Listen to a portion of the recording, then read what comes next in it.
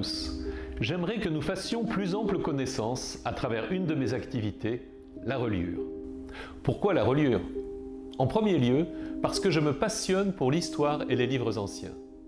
Cet intérêt m'est venu de la fréquentation de la bibliothèque de mon grand-oncle, dont j'ai hérité en partie il y a plus de 25 ans.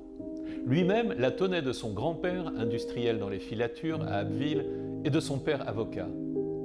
Cette bibliothèque, regorgée de livres anciens, pour la plupart en bon état, mais dont certains nécessitaient une urgente restauration. C'est donc par la remise en état de certains ouvrages dans un aspect et avec des matériaux aussi proches que possible de leurs conditions d'origine que j'ai commencé la reliure.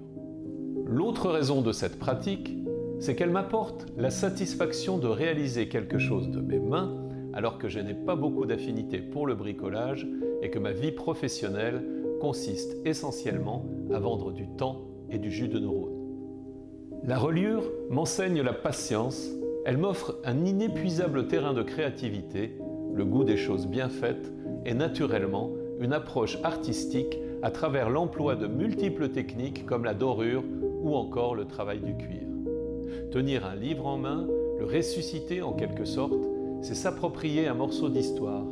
J'imagine mes prédécesseurs qui en ont parcouru les pages, les ont parfois annotées en laissant un témoignage indélébile de leur existence. Parmi les ouvrages dont je suis le plus fier, une édition des Fables de La Fontaine datant de 1726. Le papier en est d'une exceptionnelle qualité. Quelques pages ont été restaurées et l'ensemble a été relié en demi-cuir avec dorure au dos. Tous les formats se prêtent à la reliure.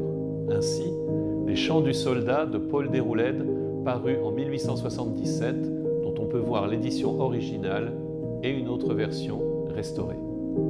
On peut également relier des ouvrages plus modestes, comme cette histoire de la musique de Norbert Dufourcq en 1942, et pour lequel j'ai enchâssé la couverture originale sur la face avant. Mon avant-dernier est une biographie de Beaumarchais de 1897 par André Alais et, le plus récent, un clin d'œil à Pierre Benoît et à son roman Fabrice, publié en 1956.